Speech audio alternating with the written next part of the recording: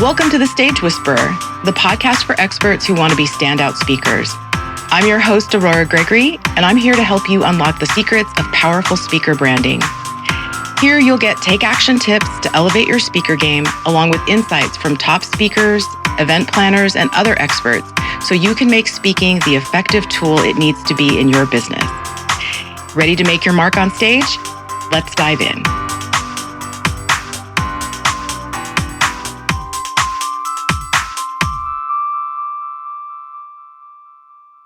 I had a chance to work with a client recently. We were going over her proposal for an event that she's pitching. She put together all of the details. She had a great pitch, a great topic. All of the pieces were assembled. But there was a couple of things that were missing. And so I wanted to coach her on the things that she needed to include to make sure that this proposal would really get a strong look, would get some strong consideration. So we went through it page by page. And one of the things that stood out to me was this. This was a presentation. It was a keynote plus some workshops that she was going to be offering. There were some other VIP things that she wanted to also have them considered. Altogether, it was a $10,000 proposal, which I thought was great. I loved that she had a lot of creative ideas about how to really offer some additional value that would also help her increase her fee. She is also an author, so she was going to include some copies of her book. All of that stuff was in the proposal. It looked, in terms of the elements that were there, it was all in place. But what was lacking was the presentation of those elements. She had put together a Google Doc. It had all of the elements there. She had some great copy about how excited she was to be considered to be a part of this event and just all of the things that you would hope would be there. But it was presented in a Google Doc. And that was where the presentation was actually lacking. It wasn't bad. It just wasn't exceptional. It didn't really communicate in its presentation the value that she was going to be bringing as a speaker, as an expert, as a coach for the day for this event. So here's how I coached her in trying to improve the presentation of this proposal. If you're going to be offering a presentation proposal for any type of it, could be a corporate engagement, it could be a live stage. The one thing that you've got to make sure is that the proposal matches the fee that you're asking for. A $10,000 proposal needs to look like a $10,000 proposal.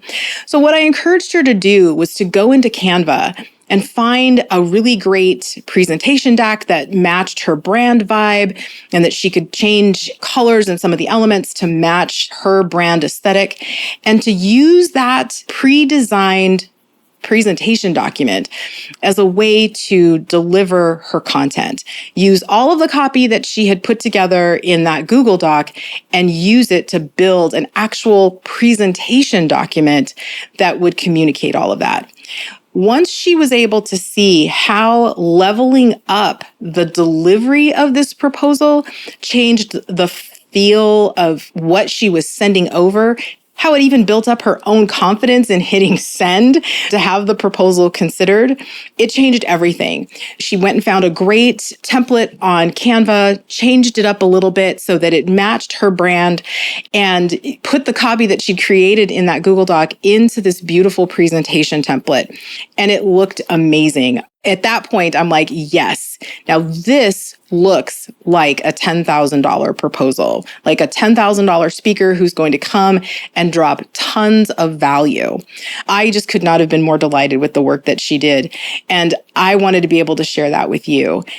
If you are pitching yourself as a speaker and you are offering your services for a fee, how you present the proposal of what you will do has to match the fee that you're asking for. And so you can do that any number of ways. But one of the best and easiest ways is to use a tool like Canva to elevate the graphic delivery of your proposal. That's really where the presentation starts. It starts with your proposal, and the look and feel has to match what it is you're asking for in terms of your fee. Just a quick interruption here, but it's the good kind. Ever feel like getting booked to speak is some kind of secret club no one gave you the password to? Yeah, I get it. Same. That's exactly why I created my free masterclass. Why even the most qualified experts get passed over for stages. In it, I'm breaking down the 3-step speaker brand blueprint that can help you land your first or next dream stage in as little as 60 days. No cold pitch overwhelm, no fancy agent, and no sacrificing your soul on TikTok. Just a clear plan that gets you noticed and booked. Go to speakerbrandacademy.com/masterclass and grab your spot. It's free, it's juicy, and it's happening now. Okay, back to your regularly scheduled brilliance. Now, a couple of other things, now that we've got the look and feel of the proposal out of the way. I really loved some of the things that I worked on with my client so that she could really present something that was super compelling and very interesting, gave the host of this event lots of options for them to choose from and some creative, interesting ways that they could use her as part of their program. So obviously, she included several pitches for 2 different keynotes that she could potentially present. And then she included descriptions of the workshop that would accompany the keynote that she would do.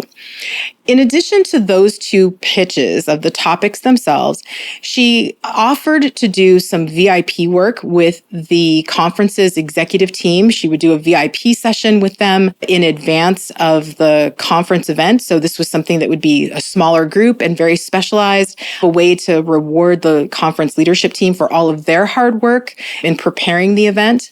She also offered a copy of her book for every member of the audience. And if you are an author, I hope you are using your book as part of your speaking and including it in your proposals. One of the things that's great about being an author and having a book is you can get author copies of your book for relatively inexpensively, probably just several dollars. And you can add them into your proposal for the value of the book, what people would pay if they bought it. And so it's a great way to, 1, get your book into people's hands, 2, increase the value of what it is that you are bringing and give your audience a chance to take a little bit of you with them after your presentation is over. And then 3, she offered some post-event follow-up coaching via Zoom. That would be for anyone that either the event host or others that would be interested in doing some kind of post-event coaching work on the topics that she happens to cover. All of that was put together in this proposal and then beautifully packaged in a great presentation document so that when she sent it over by email and the event host opened it up, they immediately got the feel for what it is that this person is going to bring from the stage. And then when they saw the price tag, they weren't as shocked or overwhelmed by what they saw because the presentation, the delivery of this proposal matched the price tag that they were seeing. So remember, your presentation starts with the proposal. That's where it begins. And if you are wanting to make sure that you are communicating value, you deliver a lot of value as a speaker. I know that that's true. You want to be able to communicate that from the beginning. And so you want to use your proposal documents to make sure that comes through loud and clear.